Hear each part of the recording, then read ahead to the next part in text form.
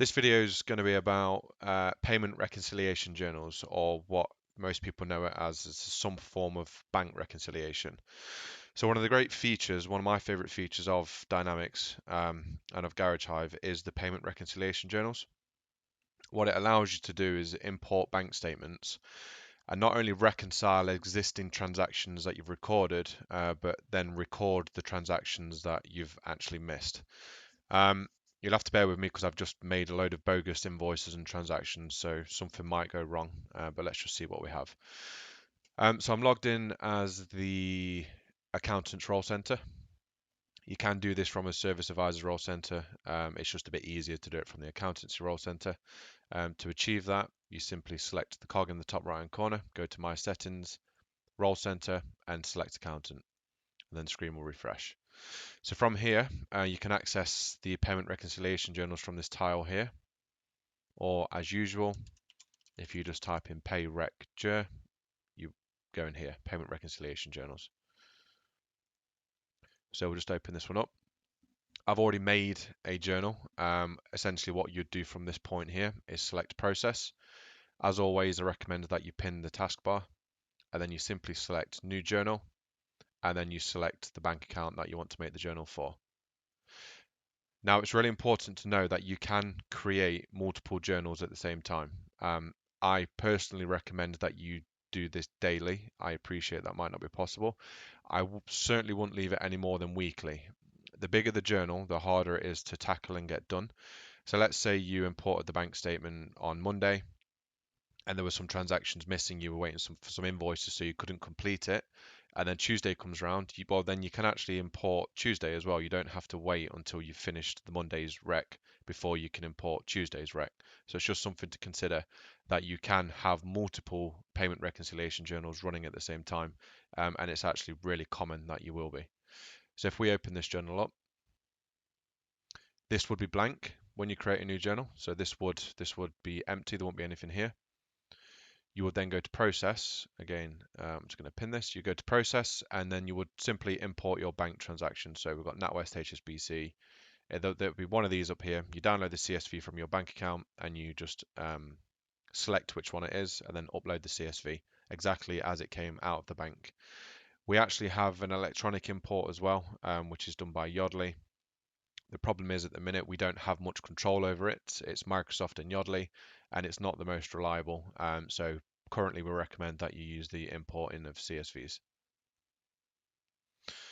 What you can actually do if you don't want to import a CSV is you can manually write your own. So if you've got your bank statement next to you and you don't want to import a CSV, or indeed your bank doesn't have CSV export, then you just write your own. Simply select the date, write the text, write the amount. And the amount has got to be a positive or a negative, as in a debit or a credit. So if it's money leaving the bank, it's a negative. If it's money coming in, then it's a positive.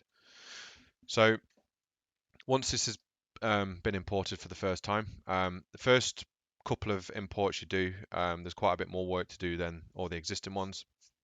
The system essentially learns what each transaction and description means as time goes on, and it's quite common that you could import a bank statement and the system will automatically reconcile, say 90%, without you actually having to do anything. So if we want to, we're going to try and get the system to figure out what these transactions are now. To achieve this, we select process and we select apply automatically. And it's actually figured out what 3 of the 10 lines are. So if we press OK, we can see that it's established that this payment coming in here, it's highly confident. It's found the amount and it's actually assigned it to an invoice. So you've got the customer name and the invoice number. So when you've got 4 rankings of confidence. You've got high, medium, and low, and then you've got something called high map text to account, and we'll go over that shortly.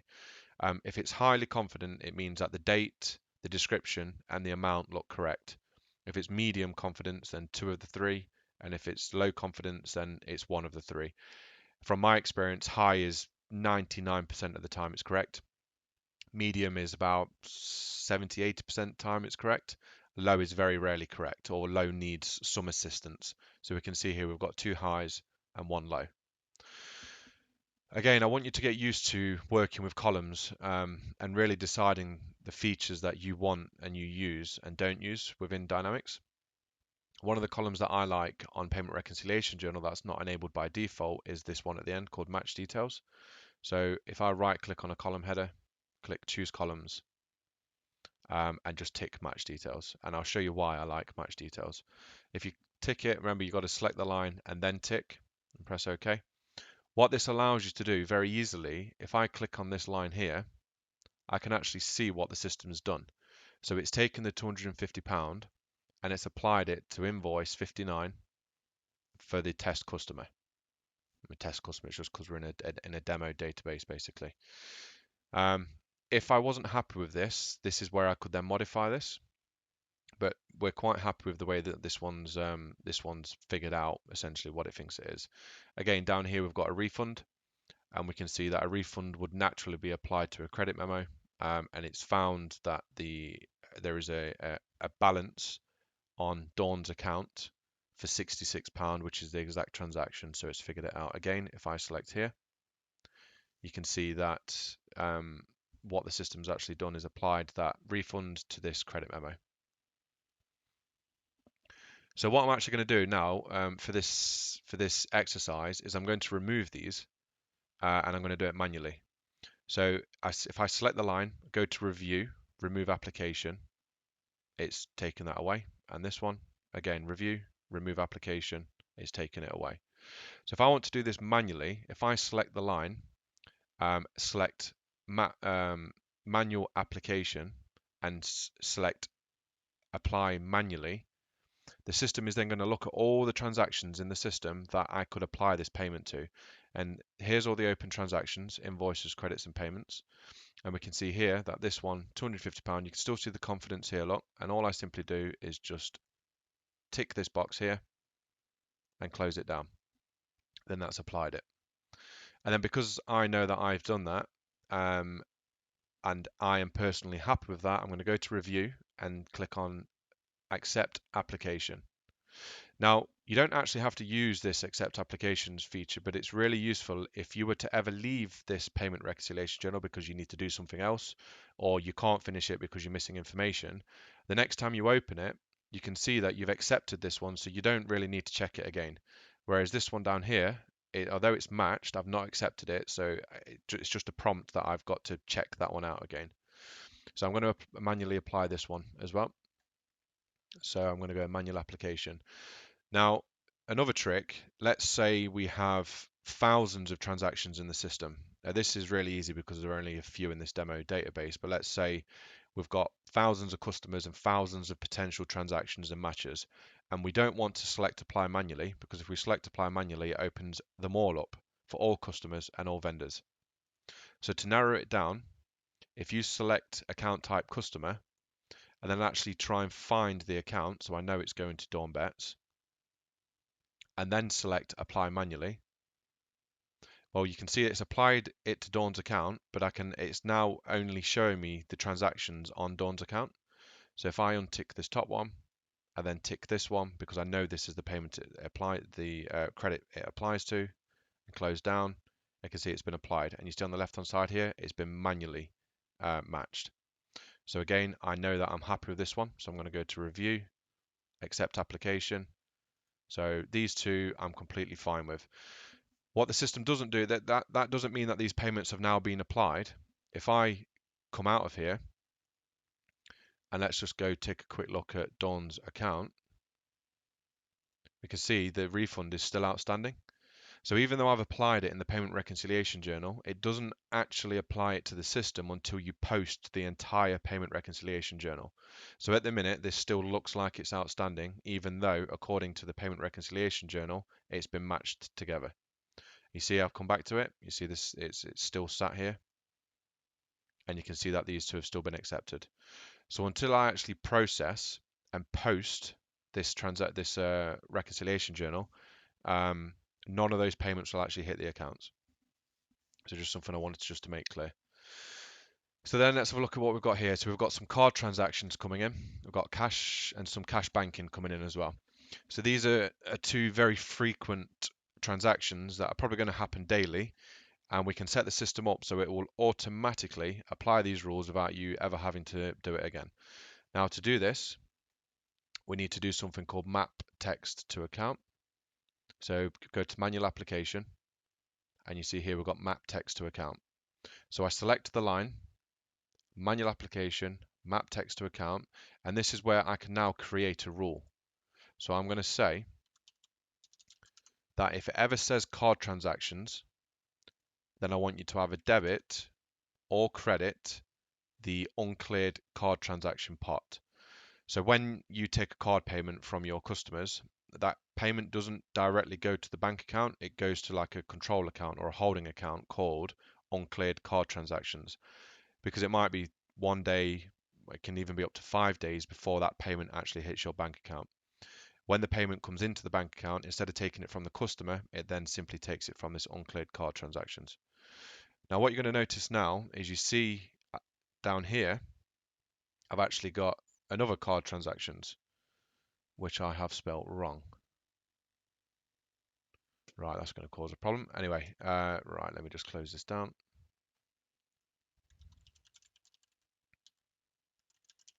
Told you I'd do something wrong. So right, let's do this exercise again.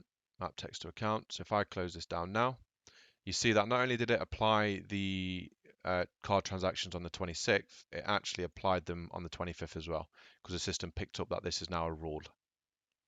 Again, we've got one here for cash banking lot.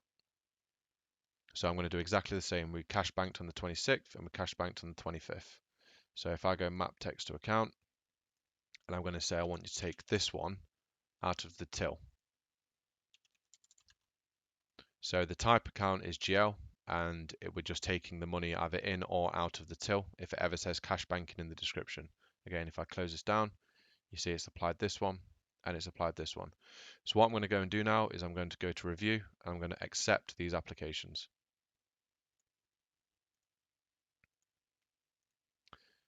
Now what I like to do as well is I like to sort by match confidence. So I always sort, so I've got all my accepted at the bottom and my non-applied at the top, and then everything else in between. It just makes it much easier when you're going through the payments. Right, so what we've got here, we've got a vendor payment going out to TPS, and I know it's going out because it's a negative balance. So what I'm going to do, I'm going to tell the system that this is a vendor, and then I'm going to search for TPS. Right, I think that's my bad.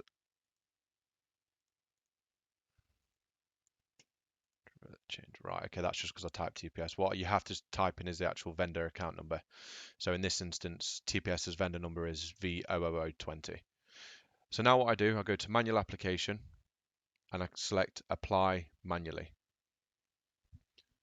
So what we've actually got here is you can see that the payment's been applied to TPS, but it's not actually tied up to anything.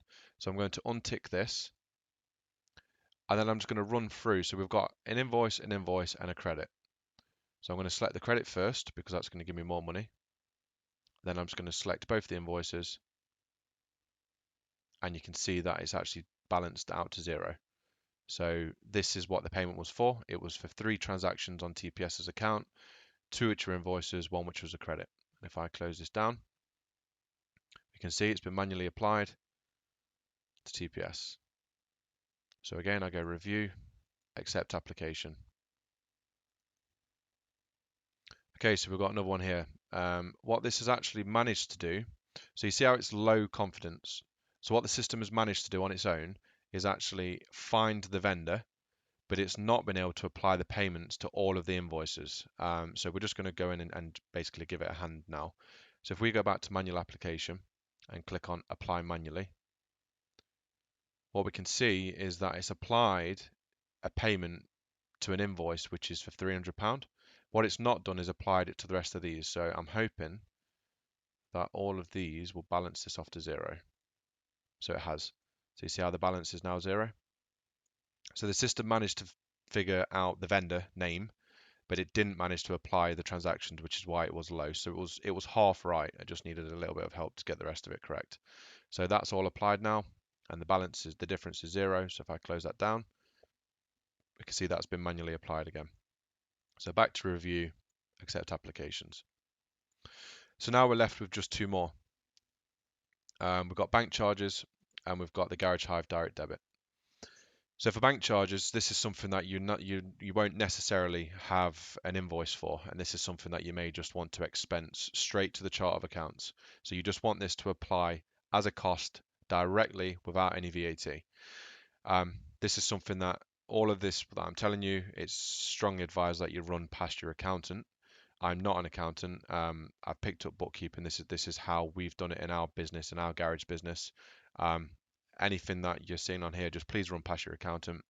Bank charges are typically just expense straight to the account without going through the purchase ledger. So if I was to select apply manually here, because there is no document that relates to this on the system anyway, you see that there's nothing that even remotely corresponds um, to this payment. So what I'm actually going to do in this instance is I'm going to use this button here called Transfer Difference to Account.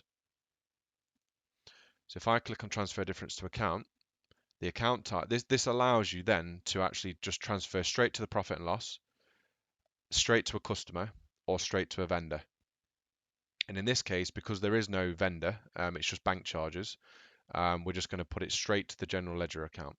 So now I'm just going to search for bank, and we'll see we've got one for bank charges here. And press OK.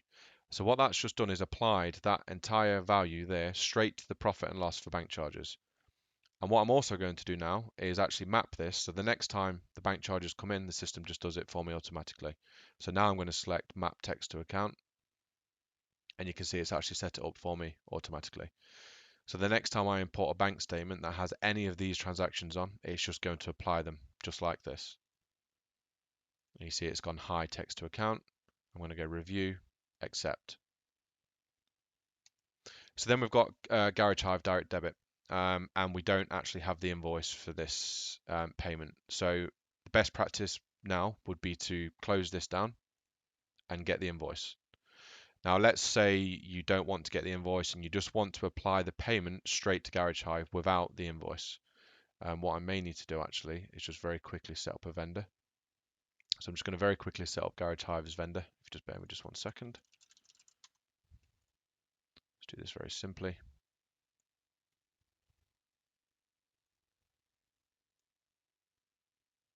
So we see we've come back and we can see that I know that I've personally accepted all of these, so I'm happy I don't need to touch them again. And then I'm just going to go to Garage Hives. So I'm going to manually apply this. If I select apply manually, there's no way to put it. There's no invoice on the system that exists that can take this payment. So I'm going to transfer difference to account, and instead of selecting GL account, I'm going to select vendor, and then I'm going to select Garage Hive. So all I've done, I've not applied it. You see how it's not applied to any document number, but it has gone to a vendor. So this entire balance is just going to sit on Garage Hive's account. Now, until I put the invoice on the system, it's going to look like Garage Hive owe us money, which is obviously not correct. So it's really important, and I personally prefer not doing this. I like to use the payment reconciliation journal to prompt me to get in the invoices, so I'm not backlogged at the end of the month. So I tend not to do this. I'm just showing you it is an option that you can use. So again, I just accept the application.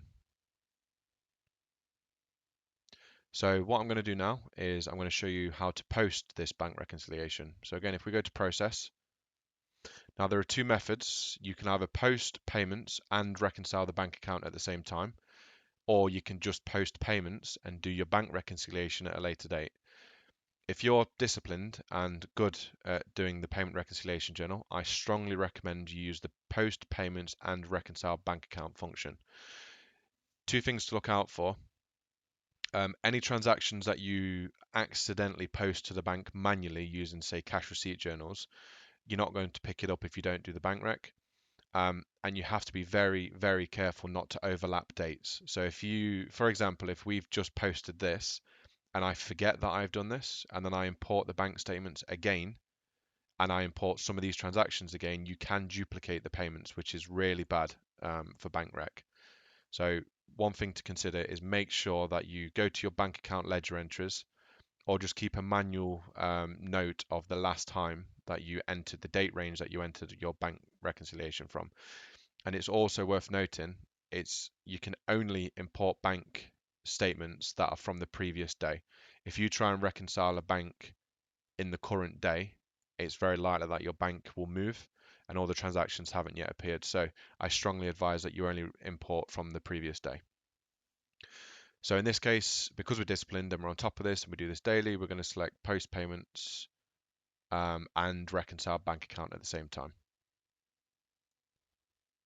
Do you want to post payments to reconcile the bank account? Yes, we do. Okay, that's now been posted. So let's just have a very quick look how that has actually affected some of the vendors and customers. So first of all, I'm going to go to vendors. And you see here, Garage Hive, you see how there's a negative balance of 250. Well, if I select this balance here, it's going to take me through to the ledger entries. And we can see that there is just one payment sitting on there from Garage Hive Direct Debit, and there is no invoice. So that's your prompt to get the invoice. Likewise, if we look at one that was paid off, so if we go to TPS, and I want to actually go to, just open the vendor card. In fact, it's under navigate, history, ledger entries. Okay, so TPS, navigate, history, ledger entries. This is going to show me the invoices and the payments and the credit memo. So we can see that we had this payment come in on the 26th for £612. You see the remaining amount is zero, and all of these have been paid off. So you see here the remaining amount is zero.